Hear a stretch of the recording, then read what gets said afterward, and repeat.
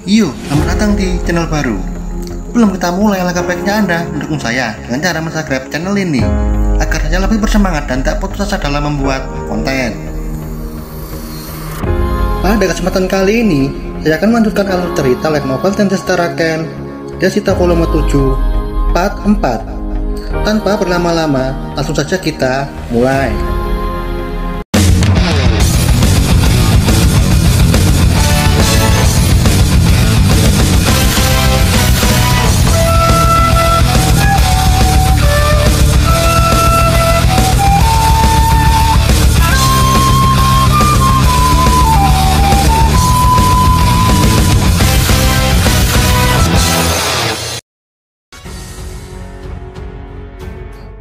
Pemberontakan terjadi setelah Putri Selemia memecat penjilat kerajaan dari jabatannya, dan mereka kembali ke mantan tirannya, Suarez. Pada akhirnya mereka merencanakan pemukulan penjara, lalu menyelamatkan Suarez. Saat ini mereka sedang melarikan diri, dan itu satu-satunya pilihan yang masuk akal. Fran menggerutu dalam hati. Anjir, padahal aku sudah susah payah menangkap Suarez, tapi dia malah melarikan diri. Jadi begitu, si Suarez masih sama seperti dulu. Dia melarikan diri karena dia tahu bahwa pengawal kerajaan pasti mengejarnya. Karena naga laut hanya menerima perintah dari orang yang memiliki darah bangsawan. Putri Marley, dia kapten kapal ini. Kemudian Beck memanggil kaptennya yang masih seorang gadis. Saat muncul Marley bertanya-tanya siapa gadis itu. Dengan berteriak, Beck memperkenalkan Fran dan meminta semuanya untuk memperlakukan bocil sesat seperti Fran dengan baik. Petualang ini adalah teman baik Putri Selemia dan Miriam.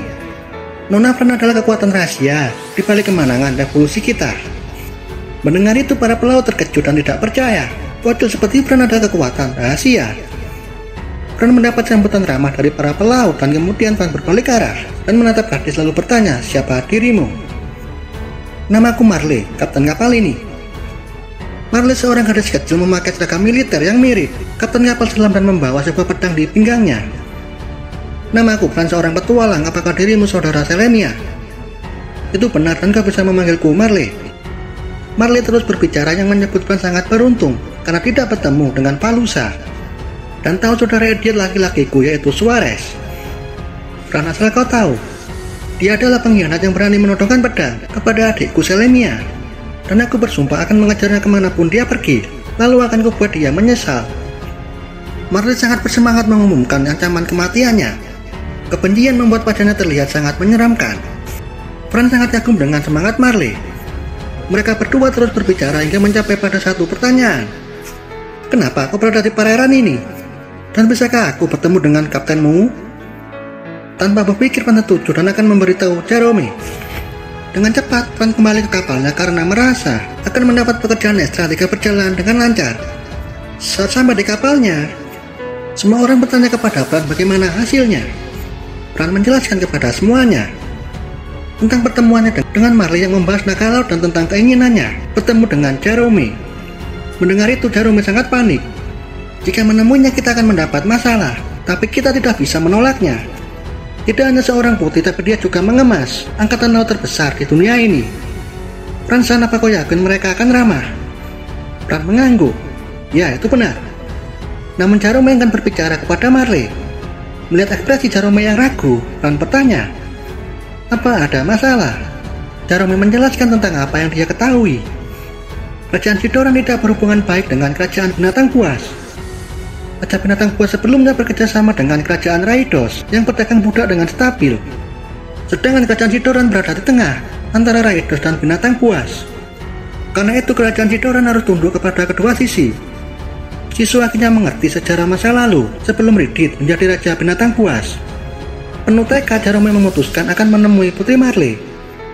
Dengan itu kedua kapal saling mendekat lalu menjatuhkan sebuah tangga. Jerome melangkah hanya dengan modal tekad yang sangat kuat. Marley berdiri dan menyambut tamu yang diundangnya.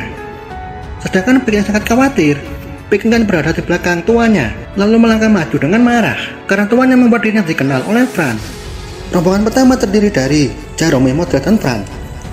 Kedua kapten saling memperkenalkan diri dan tersenyum penuh percaya diri. Diskusi dimulai dari Marley yang meminta bantuan kepada Jerome untuk meledakkan naga laut supaya keluar dari dalam air laut, dan itu akan lebih mudah jika adanya bantuan. Rencana dibuat setelah Jerome setuju. Pertama, kapal Suarez dipenuhi awak narapidana yang tahu cara bertarung, dan kita harus membunuh naga laut Suarez terlebih dahulu.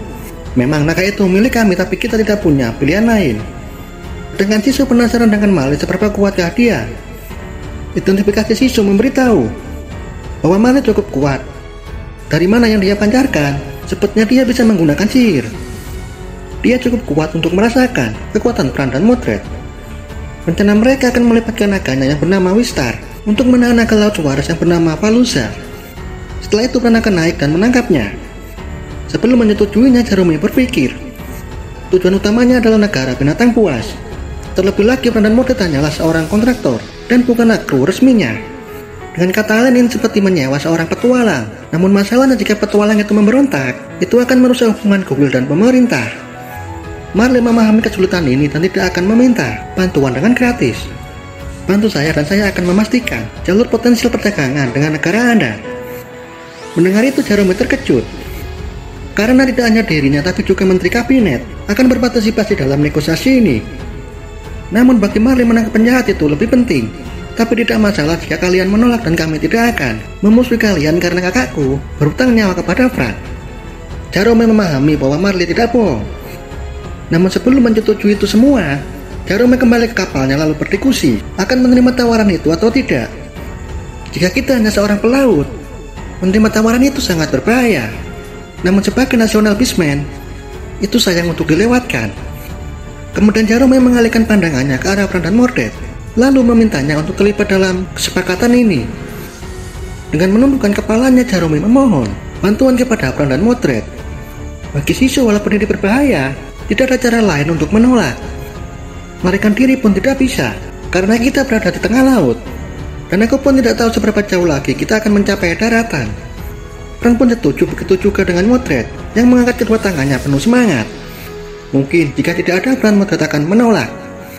Sedangkan ketika murid sementaranya, mereka menyatakan akan selalu mengikuti gurunya kemanapun pergi. Di sisi lain diperlihatkan suara yang sedang marah kepada bawahannya karena tidak ada teknik di antara mereka semua. Sedangkan kapal Suarez mengalami kerusakan. Lalu ditambah semua bawahannya, para bajak laut sudah dimusnahkan oleh Fran. Sedangkan semua awak kapal Algebia kembali ke kapal Marley setelah diputuskan. Para awak dan petualang tidak percaya bahwa kapten kapal ini adalah seorang gadis yang berusia 14 tahun. Kemudian mereka menatap Fran yang lebih monster, bahkan usianya lebih muda dari kapten kapal ini. Dengan itu, keraguan mereka terhadap Putih Marley sirna seketika. Operasi pertama cukup sederhana. Pertama, naga Wistar akan menahan naga Valusa. Kemudian Fran dan para petualang menaiki Valusa, lalu menangkap Suarez. Rencana terbentuk, Putri Marley berdiri di atas dek kapal, lalu memberi pidato semangat juang kepada bawahannya. 2 jam kemudian mereka bergerak dengan cepat saat kapal musuh mulai terlihat. Jerome melihat naga laut di kejauhan yang mencoba melarikan diri, tapi ada yang aneh, naga itu tidak bergerak secepat seperti biasanya. Semua orang bersiap bertempur dengan memeriksa peralatan tempur mereka masing-masing. Saat naga Valusa semakin dekat, trio murid berteriak di hadapan Fran gurunya dengan menyatakan akan memperlihatkan hasil latihannya yang diajarkan oleh Fran, dan mengangguk dan memberi nasihat kepada muridnya agar fokus untuk tidak mati. Sedangkan Mordred meminta Fran untuk tidak khawatir dan lakukan apa saja yang Fran inginkan. Namun saat ini dia adalah komandan pejuang kapal Algebia. Sebenarnya Mordred dan Jerome ingin Fran menjadi pemimpin.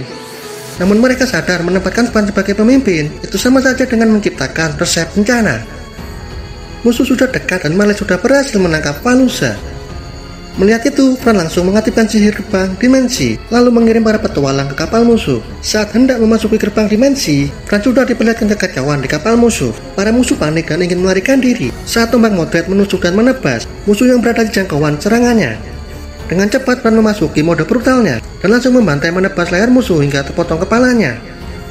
Para bajak laut menggigil saat melihat betapa kejamnya Fran saat membantai rekan-rekannya. Fran terus melangkah maju yang disertai teriakan dan darah yang mengucur dari tubuh para bajak laut. Kemudian Fran melihat seseorang yang nampak seperti pemimpin yang memakai peralatan mewah, tapi dia bukan Suarez. Sisu berasumsi bahwa dia kesatria Suarez. Fran berlari ke arahnya saat dia panik. Kemunculan Fran yang tiba-tiba membuatnya terkejut saat tangan kiri Fran mencengkram lehernya tanpa disadari. Pencarian informasi dimulai setelah Fran menghantamkannya ke lantai kapal. Fran memintanya untuk memberitahu di mana Suarez berada. Dengan beberapa pukulan, pria itu tetap diam saja. Pukulan tidak berefek dan menghancurkan tangannya, dan berkata, "Cepat beritahu aku dan akan kulepaskan kau dari ajab ini." Namun pria itu salah paham bahwa ajab Fran adalah ajab permanen. Fran memotong kepalanya setelah Fran mendapat informasi lokasi Suarez yang berada di ruang komando. Trio murid matanya dipenuhi bintang-bintang saat menatap pemandangan. Betapa kerennya sang guru saat memasuki mode tanpa ampun. Kemudian Fran meminta Urushi untuk berpencar dan mencari ruang komando. Setelah berpisah dengan Urushi, Fran merasakan aura pertempuran yang sangat kuat.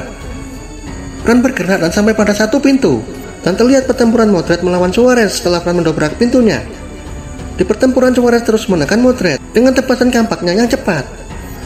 Melihat itu Fran memahami, Shiso sepertinya kita tidak perlu khawatir dengan Modred. Dengan tenang Modred terus menagih serangan sengit itu. Suarez adalah petarung yang baik dalam hal skala besar, tapi Modred adalah petualang rank B yang berspesialisasi dalam pertempuran. Pada saat serius, statistik Modred meningkat yang membuatnya tidak akan kalah dari Suarez. Menolak menerimanya, Suarez melancarkan serangan dengan ceroboh. Namun pada saat mencoba memenggal kepala Modred, tebasan Modred berbelok arah dan mengenai penyihir bawaan Modred. Melihat itu Modred sangat marah, sedangkan Suarez tertawa ketika melihat ekspresi Modred yang putus asa saat bertekuk lutut. Suarez menyatukan kampaknya dan mengulurkan tangannya. Namun keputusasaan Modred itu hanyalah tipuan. Alhasil dan apa yang terjadi, kampak yang jatuhkan Suarez meleleh dan menyelimuti dirinya. Kontrol logam adalah sebuah sihir yang memanipulasi besi atau logam yang dapat melindungi dirinya atau menyerang musuh dengan memanfaatkan senjata musuh atau senjata sendiri. Intinya besi yang menjadi objek terlihat seperti hidup, bergerak menyelimuti musuh atau penggunanya. Suarez berjuang keras untuk melepaskan diri namun tidak berhasil. Dia terbungkus senjatanya sendiri dan mengeras setelah Modred memerintahnya untuk mengeras. Para perampok yang melihat itu mereka mencoba untuk menyelamatkan tuannya Suarez dan meminta Modred untuk melepaskan tuannya. Namun sayang mereka semua tewas di tangan Fran sebelum itu terjadi. Walaupun demikian, Suarez tetap sombong dengan meminta Fran dan Modred untuk bersujud. Dan jika mereka mau bersujud, Suarez akan menjadikannya menteri kerajaan. Namun sayang musuh yang Suarez hadapi adalah seorang petualang. Trik licik seperti apapun tidak akan berhasil kepada Fran dan Modred. Fran yang pusing dengan ocehan Suarez, Fran mengintimidasinya dan memintanya untuk menghentikan naga laut Paluza. Dan kita lanjut di video selanjutnya. Terima kasih sudah menonton.